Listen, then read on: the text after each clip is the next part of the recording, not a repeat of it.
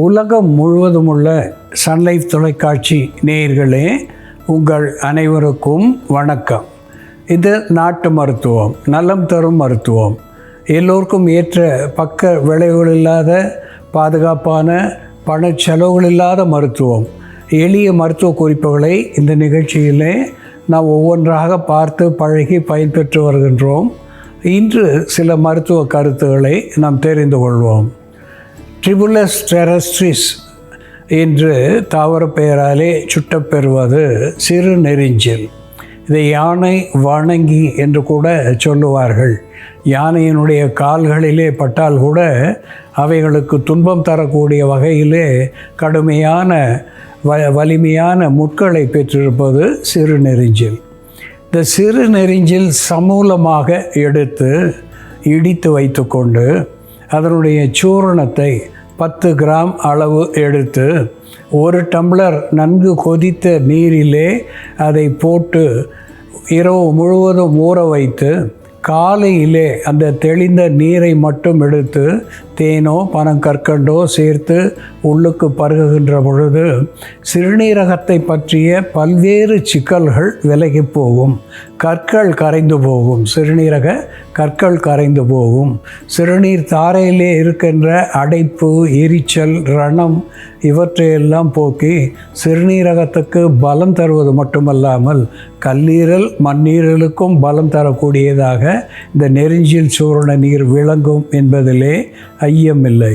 அன்பான நேயர்களே, நாம் இல்லத்திலே அடுக்களையிலே சமையலுக்காக வைத்திருக்கின்ற ஒரு மூலிகை பூண்டு, வெள்ளை பூண்டு, அல்லியம் சட்டிவம் என்று தாவர பெயராலே சுட்டப்பெறுவது, கார்லிக் என்று ஆங்கிலத்திலே சொல்லப்பெறுவது. இந்த பூண்டை உரித்து மேல் தோலை நீக்கிவிட்டு நசுக்கி அதனுடைய விழுதை கடி விஷங்கள், குறிப்பாக சில் விஷங்கள் என்று சொல்லக்கூடிய தேள் கொட்டு, வண்டு கொட்டு, தேனீயினுடைய கொட்டு, குளவியினுடைய கொட்டு இவைகளெல்லாம் ஏற்படுகின்ற நிலையிலே அந்த கொட்டு வாயின் மேலே, கடிவாயின் மேலே வைத்து இந்த பூண்டு விழுதை சிறிது நேரம் கட்டி வைத்திருந்து எப்பொழுது நமக்கு அந்த பூண்டு எரிச்சலை உண்டாக்குகிறதோ அந்த நேரம் வரையில் வைத்திருந்து எடுத்து விட வேண்டும். இப்படி எடுப்பதினாலே வெகு சீக்கிரத்திலே இந்த சில் விஷங்கள் என்று சொல்லக்கூடிய வண்டுக்கடி, பூரான்கடி, தேள் கொட்டுதல், தேனீ கொட்டுதல் இவற்றினுடைய வலியிலிருந்து நமக்கு விலக்கு தரக்கூடிய ஒன்றாக இந்த வெள்ளை பூண்டினுடைய விழுது விளங்கும் என்பதிலே ஐயமில்லை.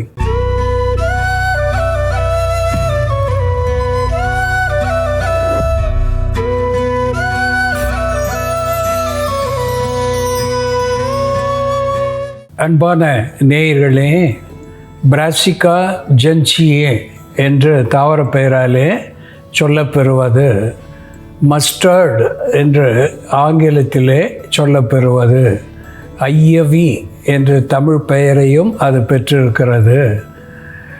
அதோடு கூட இதை கடுகு என்று சொல்லுவார்கள். கடுகு சிறுத்தாலும் காரம் பெரிது என்ற ஒரு பழமொழி உண்டு.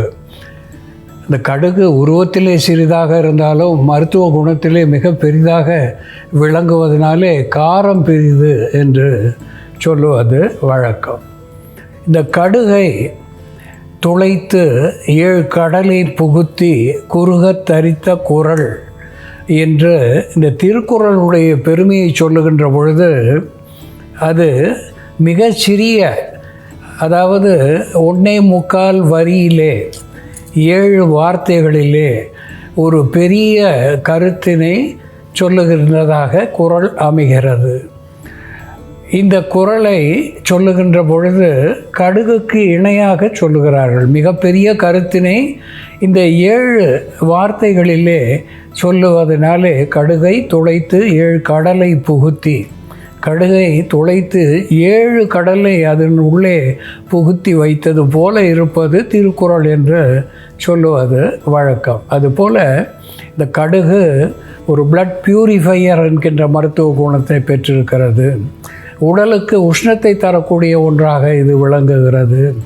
ஆன்டி இன்ஃப்ளமேட்டரி அனால்ஜெசிக் என்கின்ற வகையிலே இது வலி வீக்கத்தை கரைக்கக்கூடியதாக திகழ்கிறது. ஆன்டி பிலியஸ் என்று சொல்லக்கூடிய வகையிலே பித்த உபரியை போக்கக்கூடியதாக விளங்குகிறது. மேற்பற்றாக போடுகின்ற பொழுது வலி வீக்கத்தை தணிக்கக்கூடியதாக விளங்குகிறது. இந்த கடுகை கடிப்பகை என்று தேரையர் சொல்லுகின்றார். கடிப்பகை, இந்த கடிப்பகை என்னும் கடுகோடு லவணம் என்று சொல்லுகின்ற பொழுது உப்பை அவர் குறிக்கின்றார், கல்லுப்பை குறிக்கின்றார். லவணமோடு மிளகு, கடுகு, லவணம், மிளகு இந்த மூன்றையும் சம அளவு எடுத்து காலையிலே அதை சூரணித்து வெறுகடை அளவு சுடுநீரோடு, அதாவது வெந்நீரோடு பருக வேண்டும் என்று சொல்லியிருக்கின்றார். அடுப்புணல் நீரோடு என்று அவர் குறிப்பிட்டிருக்கிறார். இந்த கடுகு, மிளகு, உப்பு, சுடுநீர் இவை மூன்றையும் ஒரு சேர கலந்து நாம் அன்றாட காலையிலே பருகி வருவதனாலே வலி முதலான நோய்கள், வாத நோய்கள், பித்த நோய்கள், சிலேத்தும நோய்கள் அத்துணையும் போக்கி உடலுக்கு ஆரோக்கியத்தை தரக்கூடியதாக விளங்குகிறது. சிறுநீரக தாரையை சீர்படுத்துகிறது. கல்லீரல் மண்ணீரலுக்கு பலம் தருகிறது. இதய ஓட்டத்துக்கு இதமான சூழ்நிலையை தந்து குருதி ஓட்டத்தை சீர் செய்கிறது. ஒரு அப்பிடைசர் என்கின்ற வகையிலே பசியை தூண்டுகிறது. இப்படி பல்வேறு மருத்துவ குணங்களை உடைய கடுகு எப்படி மருந்தாகிறது என்று செயல்முறையிலே பார்ப்போம், வாருங்கள். நேயர்களே, நாம் இன்னைக்கு அன்றாடம் சமையலில் பயன்படுத்தக்கூடிய கடுகை பயன்படுத்தி பசியின்மை, சுவையின்மை, வயிற்று வலி, கேஸ்ட்ரபிள் போன்ற பிரச்சனைகளை சரி செய்யக்கூடிய ஒரு எளிமையான மருந்து எப்படி தயார் பண்ணுறதுன்னு பார்க்கலாம். இதற்கு தேவையான பொருட்கள்: கடுகு, மிளகு, கல்லுப்பு. கடுகு நம்ம 10 கிராம் அளவுக்கு எடுத்துக்கலாம். 10லிருந்து 20 கிராம் அளவுக்கு கடுகு எடுத்துக்கலாம். கடுகை லேசாக வறுத்துடலாம். கடுகோடவே நம்ம மிளகு 5 கிராம் அளவுக்கு எடுத்துக்கலாம். கல்லுப்பு 5 கிராம் அளவுக்கு. இவை மூன்றையும் சேர்த்து நம்ம வறுத்துடலாம். இது எல்லாமே வெடிக்கக்கூடிய பொருட்கள்ன்றதுனால நம்ம சிறு தீயில் வச்சு தள்ளி நின்று கொஞ்சம் கேர்ஃபுல்லாக இது வறுக்கணும். கல்லுப்பும் வெடிக்கும், மிளகும் வெடிக்கும், அதே போல் கடுகும் வெடிக்கும். அதனால் கேர்ஃபுல்லாக பண்ணணும். அது வெடிக்கிறதுக்கு முன்னாடி நம்ம சூடாகும்போது இதை எடுத்துடலாம். இப்போ ஓரளவுக்கு சூடாகிடுச்சு. கடுகு வெடிக்க ஆரம்பிக்கும் பொழுது நம்ம ஸ்டவ் ஆஃப் பண்ணிடலாம். இதை நம்ம ஆற வச்சுட்டு இதை ஒரு பொடியாக அரைச்சிடணும். நம்ம மருந்து தினமும் சாப்பிட வேண்டியது இருந்ததுன்னா, நீண்ட நாட்களாக இந்த பிரச்சனை இருந்ததுன்னா, இதை நம்ம அரைச்சி சூர்ணமாக தயார் பண்ணி வச்சுக்கிட்டு டெய்லி அந்த பவுடர் கொஞ்சம் கொஞ்சமாக எடுத்துக்கலாம். இல்லை நமக்கு ஒரு வேளைக்கான மருந்து அப்படின்னா அம்மியில் வச்சு நசுக்கி கூட நம்ம அதை சேர்த்துடலாம்.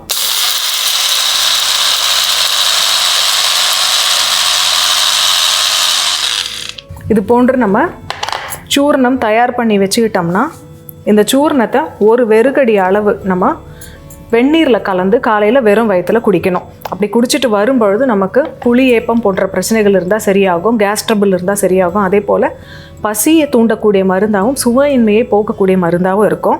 கடுகு, மிளகு மற்றும் கல்லுப்பு சேர்ந்த இந்த சூரணம் தினமும் காலையில் ஒரு வெறுகடி அளவு வெந்நீரில் கலந்து நம்ம குடிச்சிட்டு வரும்பொழுது, வெறும் வயிற்றில் குடிச்சிட்டு வரும்பொழுது பசியின்மை, சுவையின்மையை போக்கக்கூடிய மருந்தாகவும், அதே போல் வயிறு உப்புசம், காற்றோட்டம் போன்ற பிரச்சனைகளை சரி செய்யக்கூடிய மருந்தாகவும் இது செயல்படும்.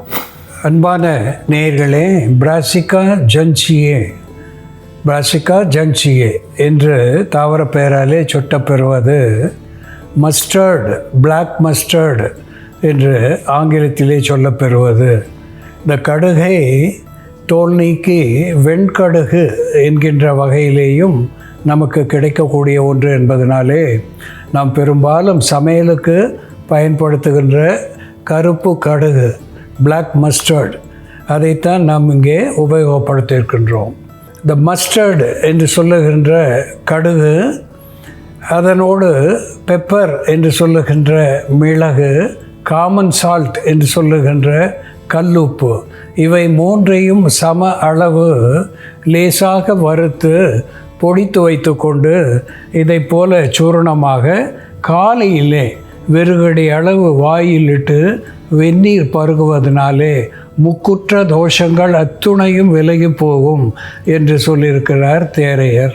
கடிப்பகை என்று இந்த கடுகுக்கு அவர் பெயரை சொல்லியிருக்கிறார். ஐயவி என்று கூட இதற்கு ஒரு பெயரை சொல்லியிருக்கிறார்கள். இந்த கடிப்பகை என்கின்ற கடுகோடு உப்பு மிளகு சேர்த்து சுடுநீரோடு பருகுவதனாலே முக்குற்ற தோஷங்கள் அத்துணையும் போகும் என்று தேரையர் சொல்லியிருப்பதனாலே இது உடலில் உள்ள அத்துணை நோய்களையும் போக்கி ஆரோக்கியத்தை நிலைநிறுத்தக்கூடிய ஒன்றாகவும் அதிக வாழ்நாளை கொடுக்கக்கூடிய ஆன்டி ஏஜிங் என்கின்ற வகையிலேயும் இது நமக்கு பயன் தரும் உணவிலே மருந்தாக இந்த கடுகு நமக்கு பயனாகும் என்பதையும் மறத்தல் ஆகாது. அன்பான நேயர்களே, கடுகு எப்படி மருந்தாகிறது என்று நாம் பார்த்து தெரிந்து கொண்டோம். இதுபோல வேறு ஒரு மருத்துவ குறிப்போடு நாம் மீண்டும் சந்திப்போம். நன்றி, வணக்கம்.